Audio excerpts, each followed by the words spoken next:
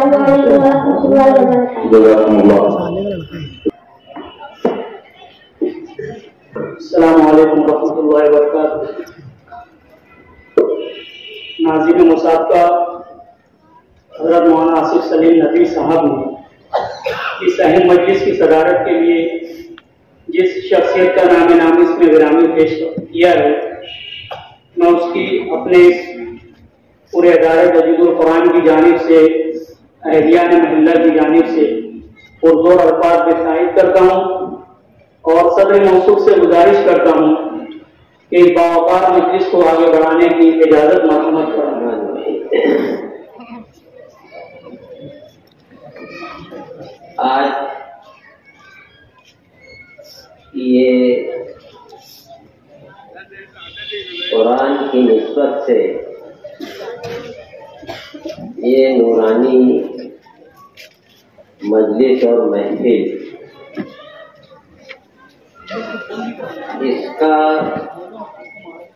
اس کے لیے میں سمجھتا ہوں کہ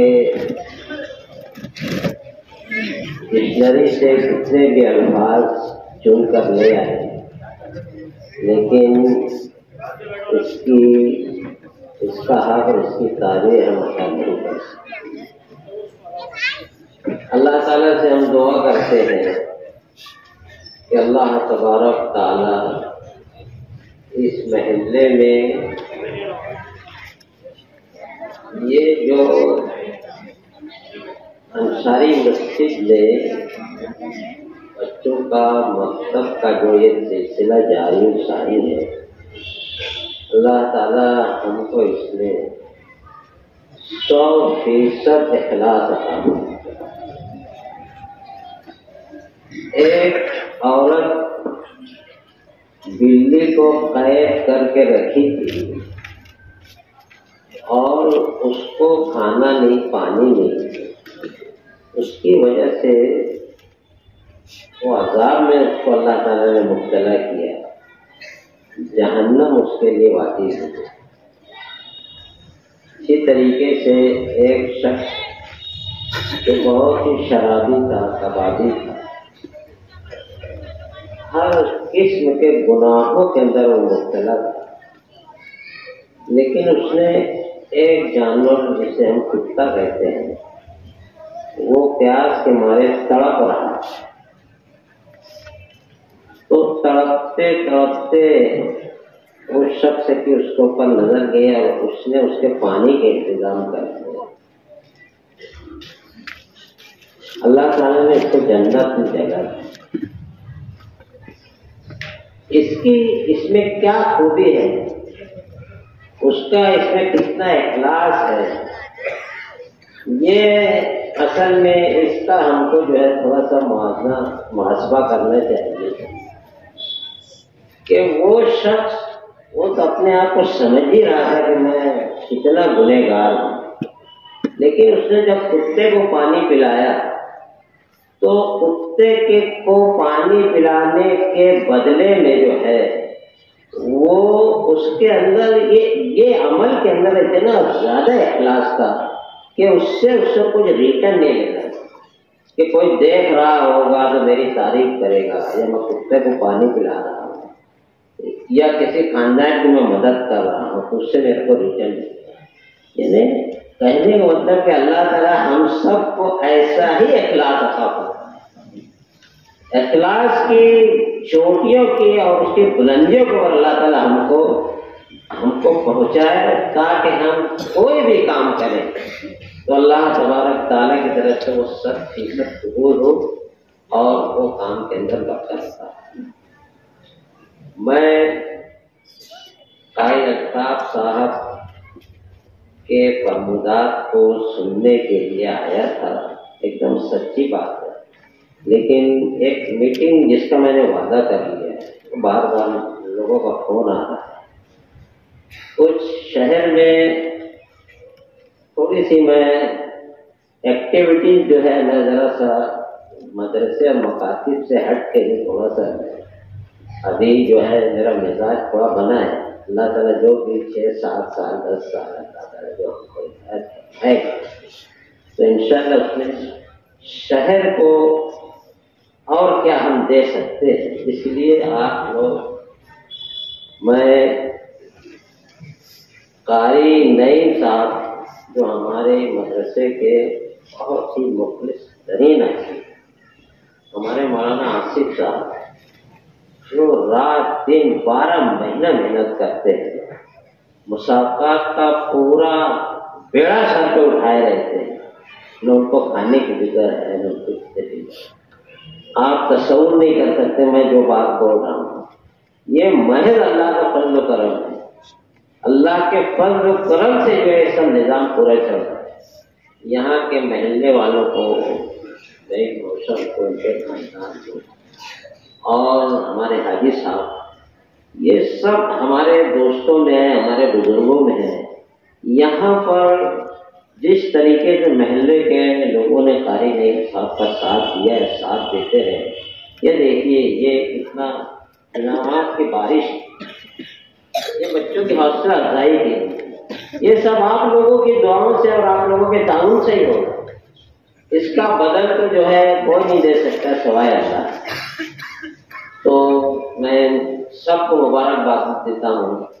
اس محلے میں خاص طور سے بچوں کو مدرسہ بھیجنے کا جو کردار ادا کرتی ہے ہماری خواتین، ہماری بہنیں، ہماری مائیں، ان کو بھی میں منہ بھر کے میں ان کی تعریف کرنا چاہتا ہوں اور ان کو بھی مبارکباد دینا چاہتا ہوں کہ وہ اسی طریقے سے بچوں کو سویرے اٹھا کر مکتب میں بھیجیں اور محنت کرتے رہیں۔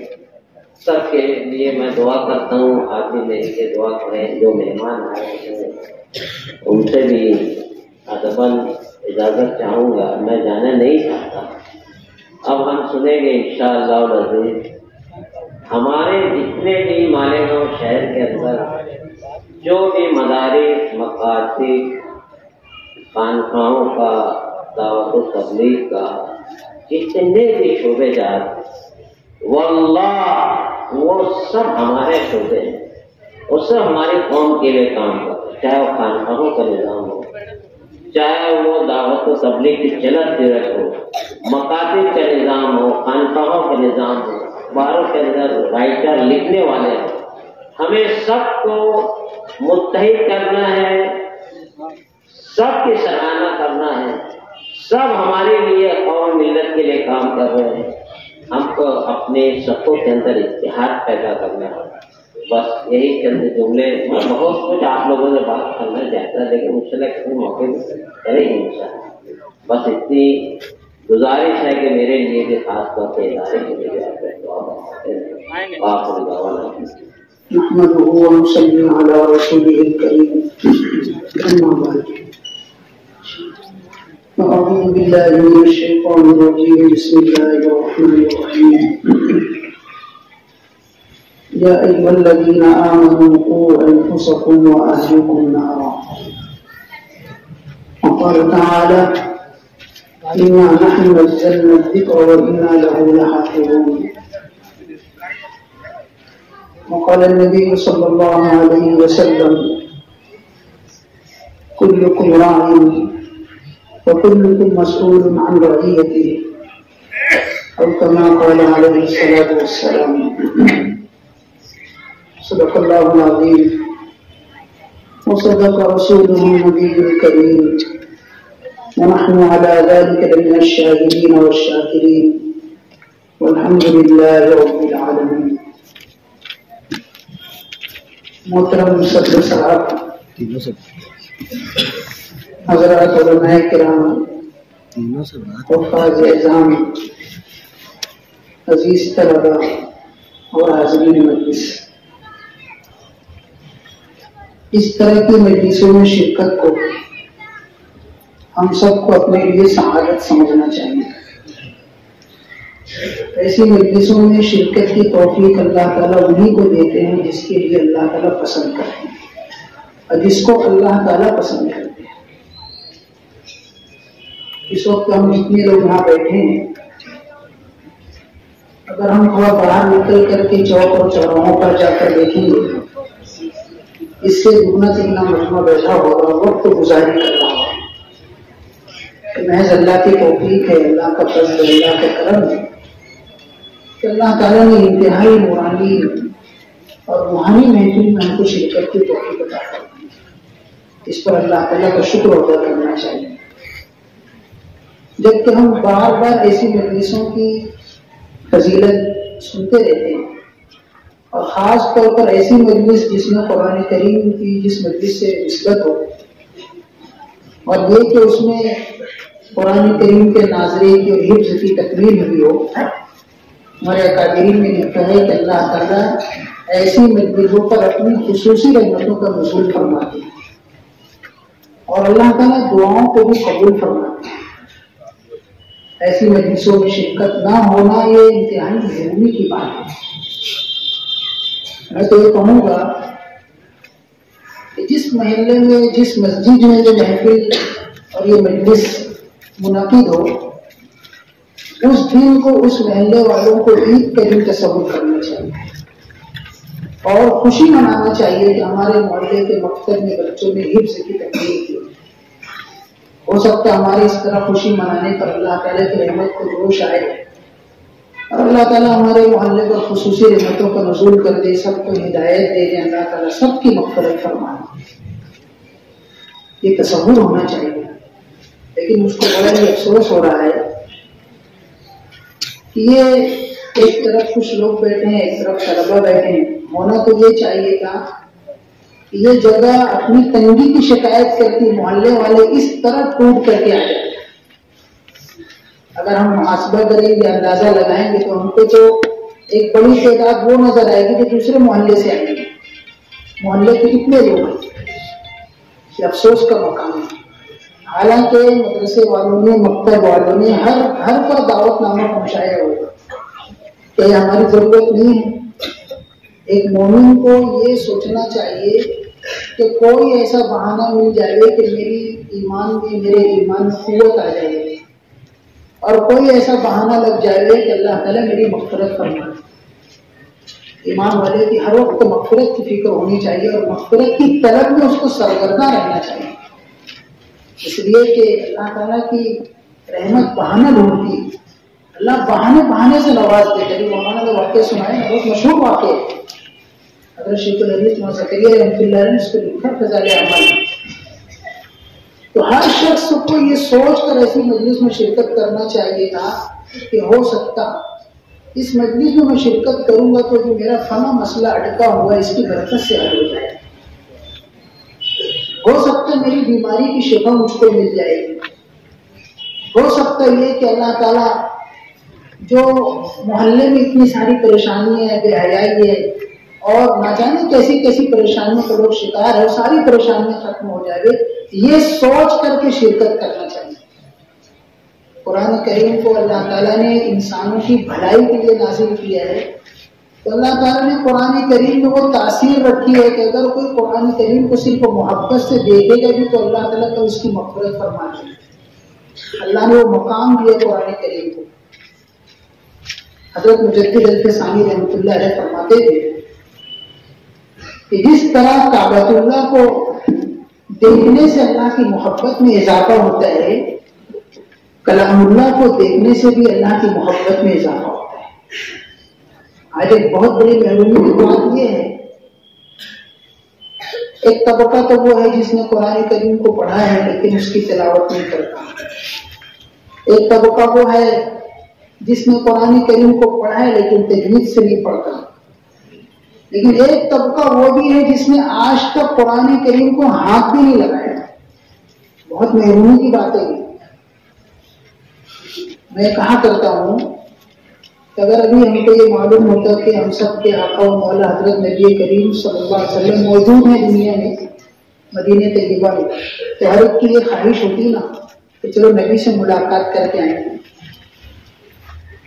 احادیث سے معلوم ہوتا ہے کہ حضرت عبداللہ ابن زبیر رضی اللہ تعالیٰ عنہ نے اپنی خالہ حضرت عائشہ صدیقہ رضی اللہ تعالیٰ عنہ سے پوچھا تھا کہ خالہ جان یہ بتائیے کہ نبی اکرم صلی اللہ علیہ وسلم کے اخلاق کیا تھے؟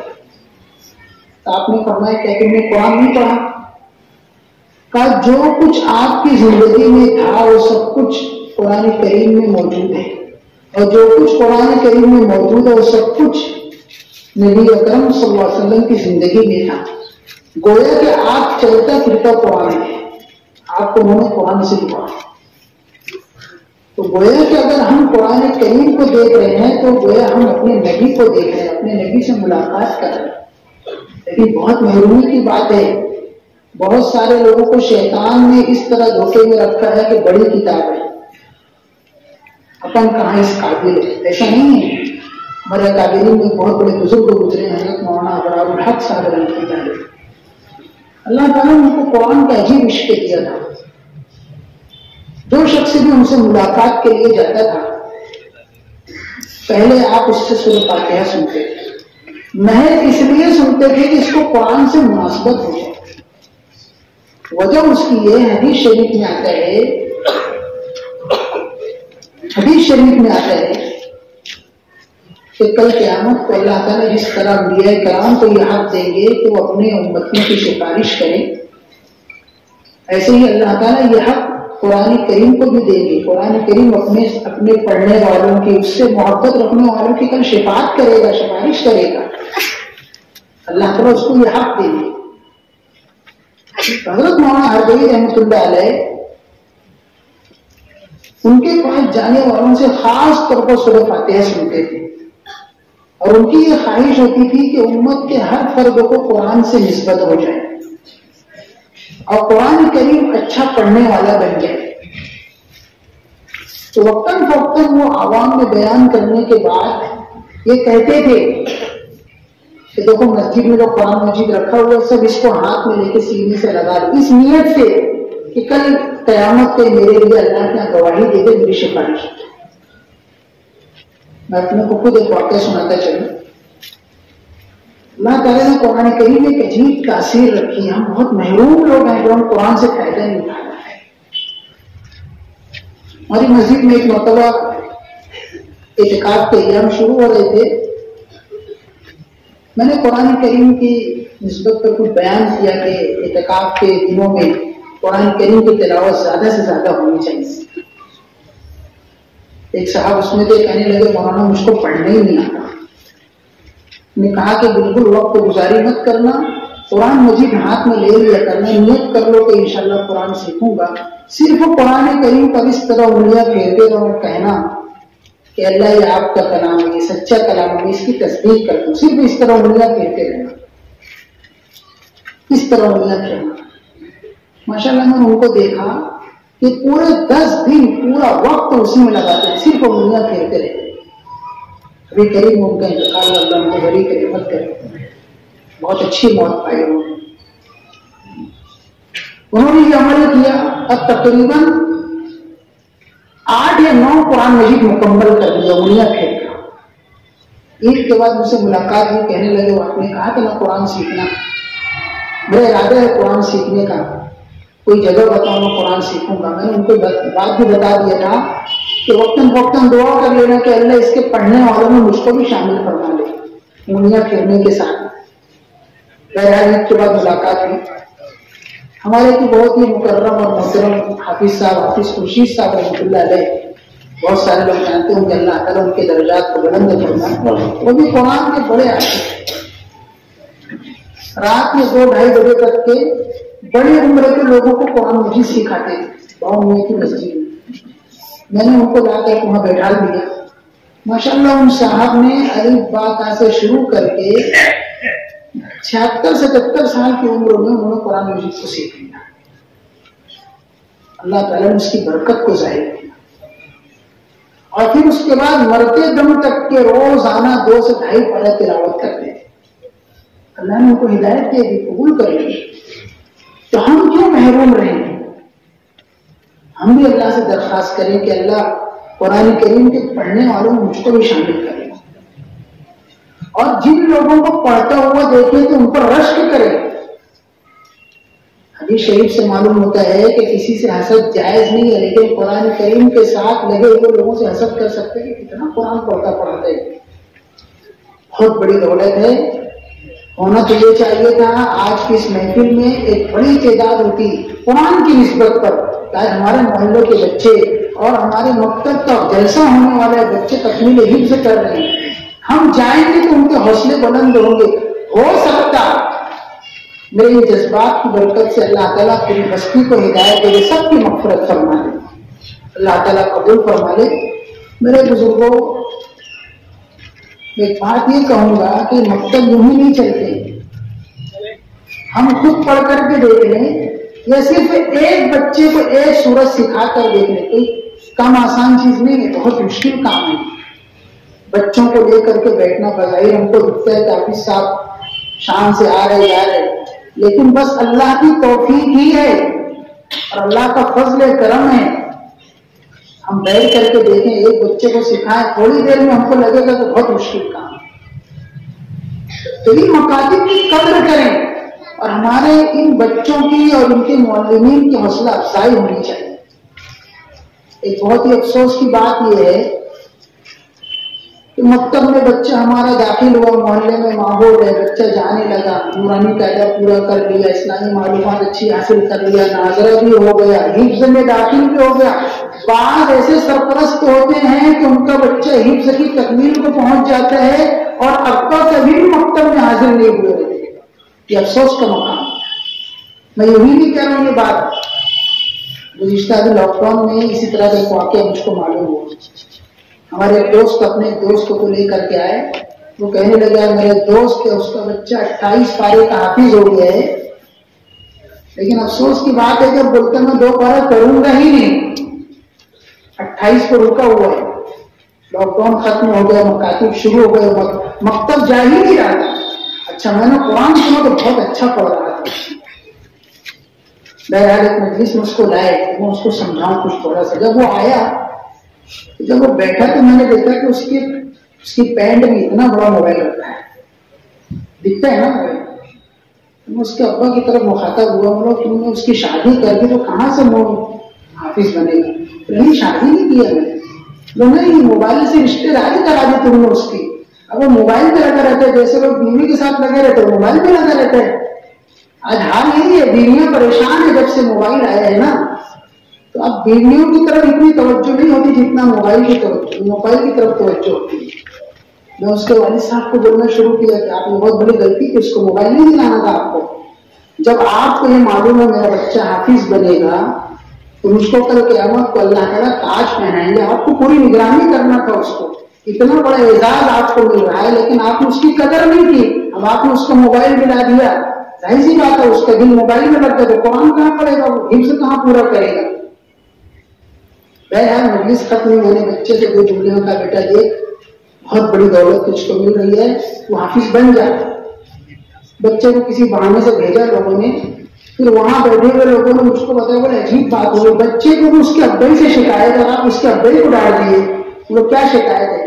بولے بچہ یہ بولتا ہے میں مکتب جانا آنا شروع کیا، میں نے نورانی قاعدہ پڑھ لیا، ناظرہ پڑھ لیا، حفظ 28 پارہ ہو گیا، اس عجیبہ سے باہر نکلتے نہیں بس خالی موبائل لے کے بیٹھے آتے اس عجیبہ میں.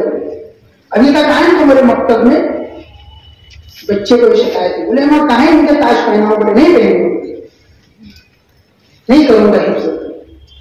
بیٹے کو یہ شکایت کی باپ سے. مشہور جگہ کے شخص تھے، اس کے والد صاحب خود ان کی اپنی ذاتی سہزی تھی. لوگا مجھ کو بتانا چاہیے تھا کہ بچے کو یہ شکایت ہے. کہ دوبارہ بچے کو بلایا کہ مجلس میں اس کو بتایا بیٹا دیکھو ہمارے ابو کو احساس ہے وہ آئیں گے. بولے نہیں میں اتنے دنوں سے پڑھ رہا ہوں آج تک میرے مکتب میں جھانکنے نہیں آیا تھے، صرف موبائل لے کے بیٹھے رہتے، گھر بھی آتے ہیں تو موبائل، سہزی میں جائیں گے تو موبائل. میں یہ بات بتانا چاہتا ہوں کہ ہمارے بچے کون سی چیز حاصل کر رہے ہیں اس کی قدر ہم کو نہیں. ہمارے بچہ مکتب کی تعلیم حاصل کر لینے کے بعد جہاں ہمارے لیے دنیا میں نیک نامی کا ذریعہ بنے گا، کل آخرت میں ان کے ذریعے ہم کو سرخروئی حاصل ہوگی، نجات حاصل ہوگی. میرے بزرگوں یہ دنیا تو کیسے بھی گزر جائے گی، اصلی چیز آخرت ہے اور یہ تعلیم ہم کو آخرت میں نفع دے. آج یہ بھی ہوتا ہے، میں کہا کرتا ہوں کہ جو بچے حافظ ہو گئے ہیں ان کے والدین کے نزدیک حفظ کی قدر یہ ہے کہ میرا بچہ حافظ قرآن ہو گیا، اس کا شکرانہ یہ ہے کہ میں اپنی زندگی کو بدل لوں گا. اس کا شکرانہ یہ ہے کہ اپنی زندگی بدل دو. بہت سے بچے حافظ قرآن ہیں، عالم دین ہیں، لیکن ان کے گھر کا یہ ماحول نہیں ہے. ان کو اپنے گھر کے اس بچے کے حافظ قرآن عالم دین کی برکت سے گھر کے ماحول کو تبدیل کر لینا چاہیے کہ اللہ نے بہت بڑی دولت ہمارے گھر میں دی. بہت سے بچے حافظ قرآن ہیں لیکن ان کے باپ کے چہرے پر شرعی داڑھی بھی نہیں ہے. افسوس کا مقام ہے. اس بچے کو کسی کو تعارف کراتے ہوئے شرم آتی کہ میرے والد صاحب ہے، اور اگر وہی حافظ صاحب کہیں امام بن جاتے ہیں، کسی مکتب میں پڑھانے لگتے ہیں تو اور زیادہ ان کو شرم آتی ہے. اس لیے یہ بچے جو حافظ قرآن ہوئے، میں ان کے گھر کے لوگوں سے درخواست کروں گا، ان بچوں کی قدر یہ ہے کہ ہم اپنے گھر کے ماحول کو صحیح کریں، اپنے گھر میں دین کو لانے کی کوشش کریں اور خود اپنی اصلاح کی فکر کریں کہ اللہ نے بہت بڑی دولت دی ہے. یہی اس کا شکرانہ ہے، یہی اس کا شکرانہ ہے. مکتب یہ اللہ تعالیٰ کا ایک الہامی نظام ہے. جو مکاتب ہے نا، یہ اللہ تعالیٰ کا الہامی نظام ہے. اگر مکاتب کا نظام نہیں ہوتا تو آج باطل نے ایسی چیزیں پیش کی ہے، ہمارے بچے کب کے گمراہ ہو چکے ہوتے. آج باطل پوری کوشش کر رہا ہے کہ ہمارے بچے شروع دن سے ذہنی ارتداد کا شکار ہو جائیں. ظاہری طور پر تو ہے بہت ساری چیزیں، ذہنی ارتداد کا شکار ہو جائے کہ اللہ رسول کا بھی انکار کر دیں گے. یہ مکتب کی برکت ہے کہ ہمارے بچے اللہ رسول کو پہچانتے ہیں، ورنہ یہ تو ہماری ذمہ داری تھی. حدیث شریف سے معلوم ہوتا ہے کلکم راع وکلکم مسئول عن رعیتہ، کہ تم میں کا ہر شخص ذمہ دار ہے اور قیامت کے دن اس سے اس کے ماتحتوں کے بارے میں سوال کیا جائے گا، پوچھا جائے گا. یہ ہماری ذمہ داری کہ ہم اپنی اولاد کو اچھی تعلیم دلاتے. حدیث شریف کے شرح سے بات معلوم ہوتی ہے ایک باپ کے اپنے اولاد پر 3 حق ہیں. پہلا حق یہ کہ اس کا اچھا نام رکھے، دوسرا حق یہ ہے کہ اس کو اچھی تعلیم دلائے. اچھی تعلیم سے مراد دین کی تعلیم، اور تیسری بات یہ ہے کہ نیک جوڑے سے اس کا رشتہ کرے. آج بتاؤ اگر یہ مکاتب نہیں ہوتے تو کیا ہم ان کا یہ دوسرا حق ادا کر سکتے تھے؟ نہیں کر سکتے تھے. یہ مکتب کی برکت ہے کہ آج یہ مکاتب قائم ہے تو ہمارا یہ حق آسانی سے ادا ہو رہا ہے. لیکن اس میں بھی ہمارا حال ہے کہ ہم کبھی توجہ بھی نہیں دیتے، بچوں سے پوچھتے بھی نہیں بیٹا آج مکتب گئے تھے، آج کیا پڑھایا، ذرا مجھ کو بھی تھوڑا سنا دو، کتنے بجے گئے تھے. مکاتب کے اساتذہ پریشان ہوتے ہیں. اگر ہم چاہتے ہیں کہ ہمارے لیے بچے دنیا میں نیک نامی کا ذریعہ بنے، آخرت میں نجات کا ذریعہ بنے، تو تعلیم ایک ہاتھ سے نہیں بچتی. جب دونوں کی محنت ہوگی، مکتب کے لوگوں کی بھی اور گھر والوں کی بھی، پھر یہ بچے ہمارے لیے بہت کچھ بنے گے انشاءاللہ. دنیا میں بھی آخرت میں بھی ہماری نیک نامی کا ذریعہ بنے. اس لیے ان مکاتب کی قدر کرے. جہاں کہیں یہ مکتب قائم ہے، ابھی تو مکتب چل رہا ہے، یہ ناکافی ہے. گھر گھر مکتب ہونا چاہیے. میں کہا کرتا ہوں کبھی کبھی ہمارے پاس وقت ہے، فرصت ہے، کوئی کام نہیں ہے ہمارے پاس، ادھر ادھر وقت گزاری کر رہے ہیں، میں اس لیے کہ وہاں قرآن کی تعلیم ہو رہی ہے صرف یہ دیکھنے کے لیے چلے جائیں کہ اللہ کے کلام کو یاد کرنا ہے. اور وہاں جا کر کے مکتب کے استاد سے پوچھ لیں قاری صاحب، حافظ صاحب کوئی خدمت ہو تو بتائیے. ہو سکتا ہو بولیں گے کہ دیکھو یہ بچہ کئی دن سے نہیں آ رہے ہیں، آپ کو پڑوس کے ذرا تحقیق کر کے بتائیے کہ کیوں نہیں آ رہے ہیں. ہوتا ہے کبھی کبھی استاد کیا کرے. میری ذمہ نہیں آپ لوگوں کو واقعہ سناتا ہے. چلو ہماری ذمہ داری یہ بھی ہے کہ صرف یہ نہیں کہ ہم اپنے بچوں کے ذمہ دار ہیں، قوم کے ہر بچے کے ہم ذمہ دار ہیں. حدیث شریف میں آتا ہے نبی اکرم صلی اللہ علیہ وسلم نے ارشاد فرمایا کہ جو کوئی میری امت کے احوال کو دیکھ کر کے اور ان کے سلسلے میں کوئی فکر نہ کرے وہ مجھ سے نہیں فکر کرنا چاہیے. گلی کوچے میں بچے کھیل رہے ہیں، ہماری ذمہ داری ہے السلام علیکم، بچوں کو سلام کر دے. بیٹا مکتب جاتے ہو، کہاں پڑھتے ہو، اسکول جاتے ہو، خیریت پوچھ لے. نبی اکرم صلی اللہ علیہ وسلم بچوں کو سلام کرتے ہیں. اور ہم بچوں کو سلام کر کے پوچھیں. اگر بچے کو دیکھیں کہ کوئی شرارت کر رہا ہے، بداخلاقی کر رہا ہے، بدتمیزی کر رہا ہے، ہماری ذمہ داری ہے ہم بچوں کو روک ٹوک کرے. بیٹا اچھی بات نہیں ہے. لیکن آج ہم لوگوں کا لیے پورا خاندان ہو یہی سب بول کے کوئی فائدہ نہیں. استغفر اللہ. یہ بات دیکھو کس خاندان کا ہے، یہ تو دیکھو کس نبی کو امتی ہے. کل قیامت اگر پوچھ ہو گئی کہ میرا ایک امتی ایک بچہ وہاں اس طرح کی حرکت کر رہا تھا، تم نے اس کے بارے میں کیا فکر کی، کیا جواب دیں گے؟ ہم سب بچوں کے ذمہ دار، ہمارا مزاج یہ ہونا چاہیے کہ اگر کسی ہوٹل پہ چائے پینے کے لیے جائیں، چھوٹے بچوں کو دیکھیں چائے لے کر کے آئے ہیں، ہم اس کو اپنا بچہ سمجھ کے محبت سے پوچھ لیں بیٹا اسکول جاتے ہو، مکتب جاتے ہو؟ اگر وہ بولے نہیں جاتا ہوں تو پوچھو کیوں نہیں جاتے. لیکن آج اس کے برخلاف ایسے بچوں کو ہم نہ جانے کیا سے کیا سمجھتے ہیں، ان کے ساتھ بدتمیزیاں کرتے ہیں ہم لوگ، ان کو مذاق بنا دیتے ہیں ہم لوگ ایسے بچوں کو، جبکہ رونے کا مقام ہے قوم کا بچہ ہے، نبی کا امتی ہے، رونے کا مقام ہے. ایسے یہ واقعہ میں سناتا چلوں، یہ بات اس لیے کہہ رہا ہوں میں، فجر کے بعد میں ایک مرتبہ تفریح کے لیے نکلا، ہائی وے کی طرف ایک ہوٹل پہ جا کر کے چائے پینے لگے. ایک چھوٹا سا بچہ چائے لے کر کے آیا، چھوٹا سا بچہ چائے لے کر آیا، میں نے اس کے سر پہ ہاتھ رکھا، منہ بھی نہیں دھلا ہوا تھا. بیٹا اسکول نہیں جاتے تم، مکتب جاتے ہو؟ سب جھکا دیا، اس کی آنکھوں میں آنسو آ گئے. گیا پانی لایا چائے لایا سب لاتا دیتا رہا، لیکن وہ رو رہا تھا. بولا کیا بات ہے کیوں رو رہے ہو تم؟ بولے میں اسکول پڑھنا چاہتا ہوں، میرے ابو نہیں پڑھنے دیتے، میری امی مجھ کو اسکول بھیجتی، میرے ابو جا کے لے کے آیا. کہاں پڑھتے ہو؟ بولے کھانا پتھر والی اسکول میں. اچھا ٹھیک ہے، تم پڑھنا چاہتے ہو؟ بولے ہاں پڑھنا چاہتا ہوں. ہمارے ابو کیا کرتے؟ بولے میرے ابو صرف کو شراب پی کے پڑے رہتے تھے، میری امی جو ہے پلاسٹک چھاپتی. وہیں قریب میں ہمارے ایک دوست کے مولانا رہتے تھے، مولانا علی اللہ جانتے بہت پرانے آدمی تھے، ہائی وے کے پاس ان کا پلاسٹک کا کارخانہ تھا. میں نے ان سے جا کے بات بتائی، مولانا وہاں پر ایک بچہ ہے ایسا ایسا ہے، اس کی فکر کرنا چاہیے. کہا ٹھیک ہے تم فجر لا دو اپنے جا کے. ہم لوگ دونوں گئے، بچے کو بلائے. اس نے کہا میں پڑھوں گا، میرا بستہ بھی ہے. بولے ہوٹل والوں سے ہم دونوں نے مل کر یہ بات کی کہ یہ بچہ گھر سے بستہ لے کر کے آئے گا اور یہاں پر بستہ رکھ کر کے ناشتہ کر کے بستہ لے کر کے یہاں سے اسکول جائے گا. اس کا باپ جب کبھی پوچھے کہاں ہے، بولنا ہاں کہیں گیا، یہ مت بتانا اسکول گئے. اس طرح وہ اسکول پڑھا. پھر ماشاءاللہ اسی ایک بچے کے لیے تجوید القرآن کے ایک شاخ مسجد عبدالقادر کے پاس ہم لوگوں نے کھولوائی، اس ایک بچے کی، اور مولانا ہی اس کی تنخواہ دیتے. اس کے بعد اور 10-5 بچے جمع ہو گئے، وہ بچہ پڑھا. اس کے بعد جب میں خود اس وقت طالب علم تھا، جب میں فارغ ہو کر کے ایک ادارے میں پڑھانے کے لیے بیٹھا، ایک بچے پر میری نظر پڑی.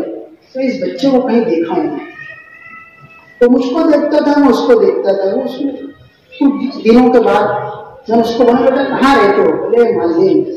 میں اس کو پہچانتے؟ بولے ہاں. لوگ کیسے پہچانتے؟ پھر اس نے واقعہ سنایا. کیا ہوا؟ بولے میں حافظ بنوں. کتنا پارا ہوا؟ بولے 25 پارا ہوا.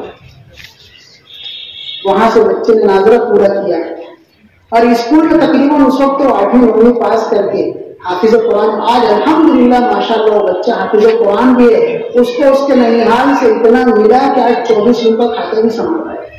اللہ نے دنیا بھی دے دیا، دین بھی دے دیا اس کو. اسی کے ساتھ ساتھ ایک عجیب بات میں بیٹے تمہارے ابو کون ہے؟ بولے فنا فنا ہے. بولے میرے ابو کو 4 مہینہ بھیجا تھا نا. بولے میں وقت لگا تو مسجد کے ذمہ دار ہو. اس سے معلوم قوم کا ہر بچہ قیمتی ہے، ہماری ذمہ داری.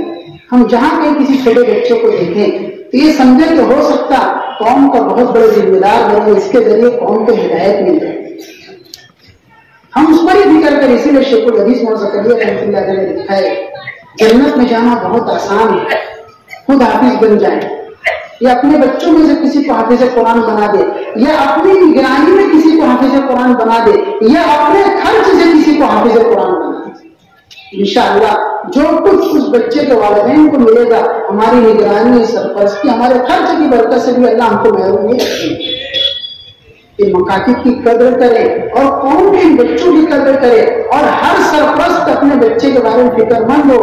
علماء نے لکھا ہے ایک باپ کی ذمہ داری ہے اپنی اولاد کی ایمانی تربیت کرے، اخلاقی تربیت کرے، جسمانی تربیت کرے، معاشرتی تربیت کرے، حتیٰ کہ باپ کی ذمہ داری اس کی جنسی تربیت بھی کرے. اٹھائیے کتاب لکھا ہے تربیت اولاد کا اسلامی نظام، ایک زبردست کتاب ہے. اس میں لکھا ہے کہ باپ کی اپنی اولاد کے سلسلے میں کتنی ذمہ داری ہے. جب ہم اس چیز کو دیکھیں تو ایسا لگے گا کہ میں اپنی اولاد کا حق نہیں ادا کر رہا ہوں. اگر کل قیامت کو اللہ تعالیٰ نے پوچھ لیا تو ہمارے پاس کوئی جواب نہیں ہے. سوچیں یہ مکتب کے لوگ ہمارا کتنا بڑا کام کر رہے ہیں. इसको छोटा मोटा ना समझे, बहुत बड़ा काम कर रहे हैं। इसलिए इन मकासद की कद्र करें। हमारे मोहल्ले में इसको होना ये समझे कि पता नहीं इसकी बरकत से कितने फितने खत्म हो रहे हैं, इसकी बरकत से अल्लाह ताला कितने ऐसे मसाइल को हल कर रहे होंगे जो हमारी समझ में नहीं आ रहे। इसलिए इसको अल्लाह की बहुत बड़ी रहमत समझे। अल्लाह ताला इस मकतब को कबूल फरमा दे। माशाअल्लाह इनामात को देख करके ये अंदाजा हुआ कि मोहल्ले वाले मुतवज्जा हैं, लेकिन इसके साथ साथ ये लगा कि माली तौर पर मुतवज्जा है लेकिन कल्बी तौर पर मुतवज्जा नहीं। वो यहाँ आते शिरकत करते, बच्चों की हौसला अफजाई करते, तो उनको इससे रूहानी फायदा नहीं होता, उनकी रूह खुश हो जाती बच्चों को देख करके। हो सकता है यही बच्चा कल मेरी नजात का जरिया बने कि अल्लाह मेरे जलसे में आए थे और इन्होंने मेरी हौसला अफजाई की थी, अल्लाह इनकी भी मग़फ़िरत कर दीजिए, इनको भी जन्नत में दाखिला दे दीजिए। हाफिज कुरान को अल्लाह ताला कल ये एजाज देंगे कि वो अपने घर के ऐसे 10 लोगों की सिफारिश करेगा जिनके बारे में जहन्नम वाजिब हो चुकी है। अल्लाह ताला उसको ये हक देंगे, वो अल्लाह से कहेगा अल्लाह इनको माफ कर दीजिए, जन्नत में डाल दीजिए। इसलिए ऐसे प्रोग्राम में शिरकत करें और अपने बच्चों की फिक्र करें। अब मैं चंद बातें आखिर अपने बच्चों से कहूंगा कि मेरे अजीजों, मेरे प्यारों, अल्लाह ताला ने हाफिज कुरान बनाया, ये हमारा अपना कोई कमाल नहीं है, ये अल्लाह ने अपने फजल से हमको हाफिज कुरान बनाए। हो सकता हमारे खानदान का कोई फर्द कभी रोया होगा, मांगा होगा, किसी ऐसी जलसे में शिरकत किया होगा और वहाँ कोई बच्चा हाफिज कुरान हुआ होगा तो दिल में लगी होगी अल्लाह मेरे भी खानदान में किसी को हाफिज बना दे, तो उनकी दुआ कबूल है तो हम जाएंगे। हज़रत इब्राहीम अलैहिस्सलाम ने दुआ की थी, रब्बना वबअथ फीहिम रसूलन मिनहुम यतलू अलैहिम आयातिक व युअल्लिमुहुमुल किताब वल हिकमत व युज़क्कीहिम। हज़रत इब्राहीम ने दुआ की थी तो नबी अकरम सल्लल्लाहु अलैहि वसल्लम की बेइज्जत हुई, यानी गोया कि अल्लाह ने ज़ाब्ता बनाया ताकि किसी में ये ना हो पाए कि मैं तो अपने तौर पर बना, अल्लाह ने ज़ाब्ता बनाया। अल्लाह ताला इसके बगैर भी कर सकते थे, लेकिन हज़रत इब्राहीम से दुआ करवाई और नबी अकरम सल्लल्लाहु अलैहि वसल्लम को जाहिर किया और आपकी बेइज्जत हुई। यही हमको समझना चाहिए कि किसी की दुआ की बरकत है तो मैं हाफिज कुरान बनाऊं, मेरा अपना कोई कमाल नहीं है। वरना हाफिज कुरान बनने वाला बच्चा खुद बताएगा कि हिफ्ज़ के दौरान हमारे लिए कैसी कैसी घाटियां आती हैं। कभी सबक नहीं याद होने की वजह से मदरसे का नागा, कभी कोई और मसला। शैतान पहले पारे पर, 7वें पारे पर, 14वें पारे पर, 21वें पारे पर, 28वें पारे तक के नहीं छोड़ता कि इसको ये एजाज मिलने ना पाए। उस वक्त वालिदैन की दुआ और उस्ताद की शफ़क़त और मोहब्बत ही उसको आगे बढ़ाती है। उन्हें घाटियां आती है, बच्चे ऐसे ही नहीं हाफिज हो जाते। इसलिए मेरे अजीजों, इसको अपना कमाल नहीं समझना, इसको अल्लाह का फजल और हर खानदान वालों की दुआएं समझना इसको। इसलिए अब जब कभी भी दुआ के लिए हाथ उठाना तो अपने घर खानदान वालों को मत भूलना, अपने मकतब वालों को मत भूलना, अपने इदारे वालों को मत भूलना, सबके लिए दुआएं करना, पूरी उम्मत के लिए दुआएं करना ये हमारा हक है। कहना जाने कि इसकी दुआ की बरकत से हमको ये एहसास मिले। इसी के साथ साथ मेरे अजीजों, हाफिज कुरान और मासियत का जोड़ नहीं है। हाफिज कुरान, अल्लाह ताला ने हाफिज कुरान के सीने में कुरान को रख दिया, उसके अनवारात को डाल दिए। कुरान एक नूर है, कुरान एक नूर है और मासियत और गुनाह एक जुल्मत है, तो दोनों एक साथ जमा नहीं हो सकती। इसलिए हाफिज कुरान की जिंदगी ऐसी होनी चाहिए कि खुद अपने आप में हिदायत हो। हाफिज कुरान के लिए ये जेब नहीं देता कि हाफिज कुरान अंग्रेजी बाल रखे, हाफिज कुरान के लिए जेब नहीं देता कि हाफिज कुरान अंग्रेजी लिबास पहने। आज देख लीजिए हमारे बच्चे किस रुख पर जा रहे हैं। नबी अकरम सल्लल्लाहु अलैहि वसल्लम ने इरशाद फरमाया, नहा रसूलुल्लाह, इब्राहीम ने इरशाद फरमाया, नहा रसूलुल्लाह सल्लल्लाहु अलैहि वसल्लम अनिल क़ुज़ा, कि नबी अकरम सल्लल्लाहु अलैहि वसल्लम ने मना किया कि ऐसे बाल ना रखे जाएं कि एक तरफ से कटे हों, दूसरी तरफ से बड़े हों और उल्टे सीधे बाल हों। आज हमारे बच्चे कैसे कैसा बाल रख रहे हैं और कोई बोलने वाला नहीं है, बल्कि बाप उसको अपनी शान समझता है कि बेटा पिक कट रखे, डॉग कट रखे, कैट कट रखे, अजीब अजीब यानी हैवानी अंदाज से रह रहे हैं, लेकिन हम बोलने को तैयार नहीं। एक निकाह में जाना हुआ, बम्बई की बारात थी, निकाह पढ़ाते वक्त देखा कि एक नौजवान बैठा है और उसके सर के बाल बिल्कुल खड़े खड़े हैं। निकाह के बाद जब इधर मिल रहे थे, मैं आगे बढ़ के उसके पास गया, गणेश भाव कैसा लगा हमारी मस्जिद में आए? बोले हो, मेरा नाम इमराना। बोले बेटा जी तुम्हारा बाल ऐसा कैसे? मैं उसकी इस्लाह के लिए ही गया। बेटा बाल कैसा रखे हो? तो बाजू बोलने लगा, बोले इसको पिक कट कहते, सुअर कट। बाल खड़े क्यों है इसके? बोले इसने एक जेबी लगाई है, उससे बाल उसके खड़े। अंदाजा लगाओ, अशरफुल मखलूकात हैं और आज हम अपने आप को सुअर बना रहे हैं।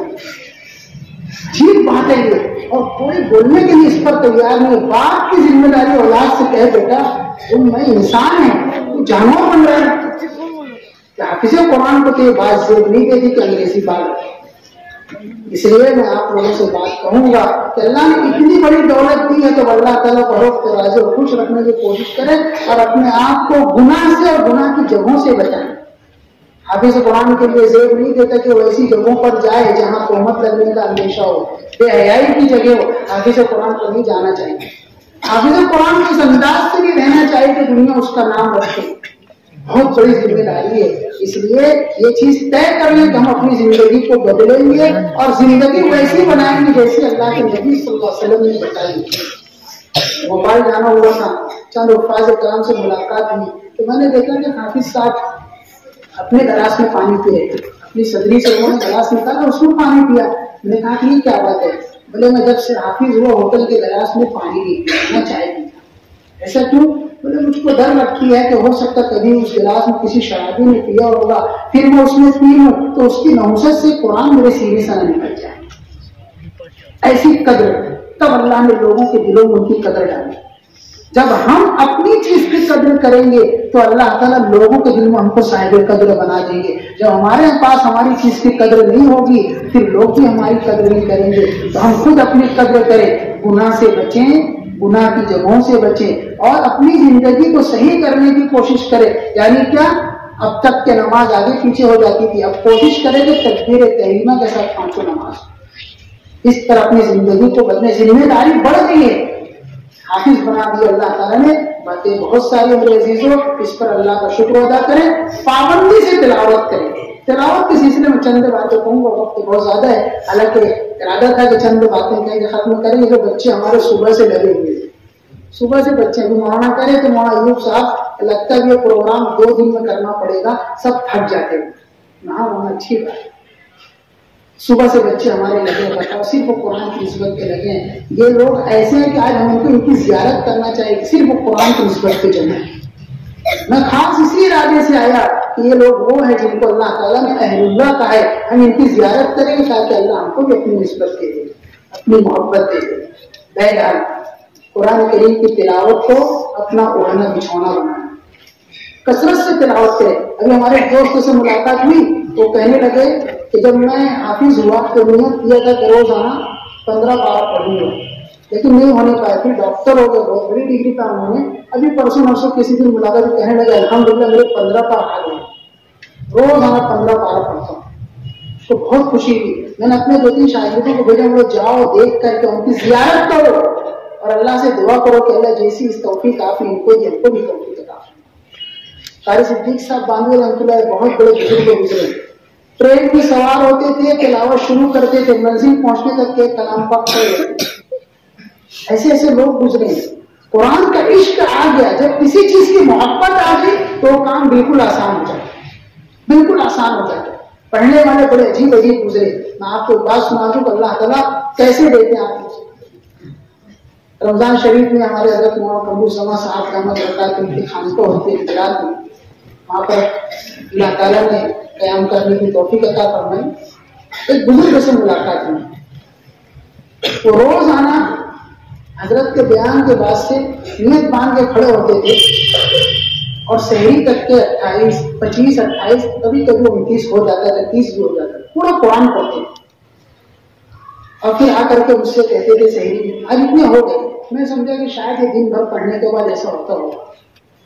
फिर मैंने उनसे जब पूछा तो बाबा ये रोजाना का मामूल साल भर का ही खाली रमजान, फिर रमजान में रोज एक खत्म, रमजान में रोज एक खत्म, और ऐसे हर 7 दिन में करीब गोया के 7 मंजिलें हैं, एक हफ्ते में कुरान पाक पूरा हो जाता। फिर उन्होंने अपना वाकया सुनाया कि मैं कैसे हाफिज बना। आज लोग ताज्जुब करते हैं कैसे मुमकिन है ये कि पूरी रात में कुरान पाक। असल में जिस कूचे से हम गुजरे नहीं उस कूचे की बात ही नहीं करना चाहिए। जिस फल को हमने खाया नहीं तो उसकी लज्जत भी नहीं बता सकते। जो जुबान अल्लाह वाले उस रास्ते पर चले हैं, उसकी लज्जत पाए हैं, ہم نے اس کو نہیں چکا، نہیں دیکھا. آج پوری رات نوجوان کھڑے رہتے تو بات چیت میں گزار دیتا، کوئی تعجب نہیں کرتا. موبائل میں جب لگ جاتے لوگوں کے سمجھ جاؤ کہیں اٹکا ہی ہے، لگا ایک دم جان کے تو کون سی چیز بات کر رہے ہیں، وہ عشق کرا رہی ہے. جب اندر میں اللہ رسول کا عشق آ جائے گا تو پوری رات تلاوت کرنا کوئی مشکل بات نہیں. جیسی جیسے تلاوت کریں گے عشق بڑھتا جائے گا، محبت بڑھتی جائے گی. اصل چیز ہے عشق محبت کی، تعلق کی بات ہے. بہرحال میں نے ان سے پوچھا، اور تقریباً ان کی عمر 80-82 سال کی. میں نے پوچھا کیسے حافظ ہوئے، تو انہوں نے بتایا میں ایک ہوٹل پر چائے تقسیم کرتا تھا، لیکچرنگ کرتا تھا. میری عمر تھی 7-8 سال. تو ہمارے گاؤں میں، گجرات میں گاؤں کا نام انہوں نے لیا، حضرت مولانا حسین احمد مدنی رحمۃ اللہ علیہ تشریف لائے. لوگ ان سے بیٹھ ہو رہے تھے، میں بھی بیٹھ ہو رہے تھے. اس کے بعد کچھ دنوں کے بعد میرے دل میں داعیہ پیدا ہوا کہ میں قرآن سیکھوں. مسجد کے امام صاحب کے پاس جا کے قرآن سیکھنے لگا. مکتب یعنی اب تک تو پڑھائی کی طرف توجہ نہیں تھی، لیکن بزرگوں سے وابستہ ہونے کی برکت کے ظاہر تو قرآن سے مکتب قرآن سیکھ لیا. پھر دل میں داعیہ ہوا، حالانکہ عمر زیادہ ہو گئی تھی کہ میں حافظ قرآن بنوں. میں نے اپنے استاد کو کہا، انہوں نے کہا کہ حضرت کو لکھو، دعا کرو کہ میں حفظ کروں گا. 14-15 سال کی عمر ہو گئی کہ اپنے حضرت کو لکھا، مولانا مدنی رحمۃ اللہ علیہ کو، کہ حضرت میں حفظ کرنا چاہتا ہوں. پورے احوال لکھا استاد کے بتانے کے مطابق. تو حضرت نے جواب میں لکھا جب تم بڑے ہو گئے ہو، گھر کی ذمہ داری ہے، غربت ہے، اس لیے تمہارے لیے بہت مشکل ہے، لہٰذا اس دعا کو پڑھا کرو اس نیت سے کہ میں حافظ قرآن ہو جاؤں. وہ دعا انہوں نے بتائی مناجات مقبول میں. دعا اللہم انفعنی بما علمتنی وعلمنی ما ینفعنی وزدنی علما. کہ اللہ مجھ کو وہ چیز سکھا دیجیے جو مجھ کو نفع دے، اور جو کچھ آپ نے مجھ کو سکھایا اس کا نفع عطا فرما دیجیے، اور اسی کے ساتھ میرے علم میں برکت عطا فرما. یہ دعا مانگنا شروع کیا. بس کچھ دنوں کے بعد اچانک ایک کیفیت تاری ہوئی. میں نے اپنے طور پر حفظ شروع کر دیا. الحمدللہ 8.5 یا 9 مہینے میں پورے قرآن پاک کا حافظ ہے.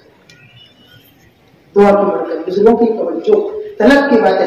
اس کے بعد سے معمول ہے کہ میں ہفتے کا قرآن مجید پڑھتا ہوں. اللہ تعالیٰ توفیق دیتے ہیں. اس لیے میرے عزیزوں، قرآن مجید کو اپنا اوڑھنا بچھونا بنانا بہت بڑی دولت دی ہے. ابھی کہتے جیسے آپ لوگ بڑے ہوتے جائیں گے، مصروفیت بڑھے گی. اس سلسلے میں ایک بات یہ کہا کرتا ہوں کہ اب قرآن کریم تو نفل میں پڑھنے کی عادت ڈالو. اگر یہ سوچیں گے نا کہ روزانہ آدھا پارہ بیٹھ کر تلاوت کرنے کو بہت مشکل بات ہے. شیطان بیٹھنے نہیں دیتا. جہاں بیٹھے کے بیٹھ کر کے دوست کا فون آ رہا ہے، چل گھومنا سے آئیں گے، گھومنے نکل جائیں گے، کوئی پروگرام میں وہاں لے کے چلے گا، وہ کبھی پڑھنے نہیں دے گا. اور یہ طے کر لیا آپ لوگوں نے کہ مجھ کو نفل میں، تہجد میں، اشراق میں، اوابین میں، چاشت میں، یا سونے سے پہلے آدھا پارہ بہرحال پڑھنا ہے. اگر یہ نظام بنا لیں تو بہت اچھی بات ہے. اور یہ نہیں بن سکے تو میں ایک بات یہ کہا کرتا ہوں کہ جتنی بھی نمازیں ہیں اس سے پہلے جو 4 سنتیں ہیں، ان 4 سنت میں ایک رکوع پڑھ لیں. ظہر سے پہلے کی 4 سنت میں ایک رکوع پڑھ لیا، عصر سے پہلے کی 4 سنت میں ایک رکوع پڑھ لیا. عموماً 8-9 رکوع کا یا 8 ورق کا آدھا پارہ ہوتا ہے، تو آدھا پارہ ہو جاتے ہیں. اگر ہم نظام بنانا چاہیں تو نظام بن سکتا ہے. ایک اچھا دور کر لیں اور اس کے بعد یہ نظام بنا لے. اس لیے کہ مصروفیت دن بدن بڑھے گی اور ہم سوچیں گے بیٹھ کر پڑھ لیں تو بہت مشکل ہے. اور نفل میں قرآن پڑھنے کی عادت پڑ جائے گی میرے عزیزوں، تو پھر قرآن چلتے پھرتے بھی انشاءاللہ پڑھ جائے گا.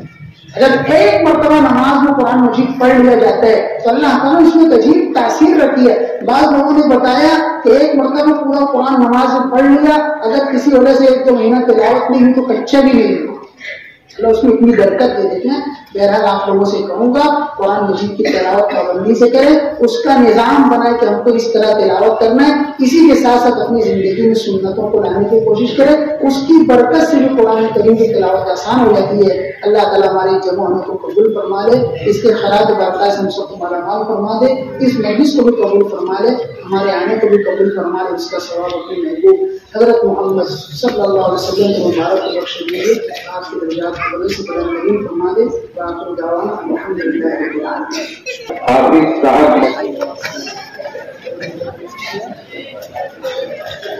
حافظ شمیر مسلم مودی صاحب.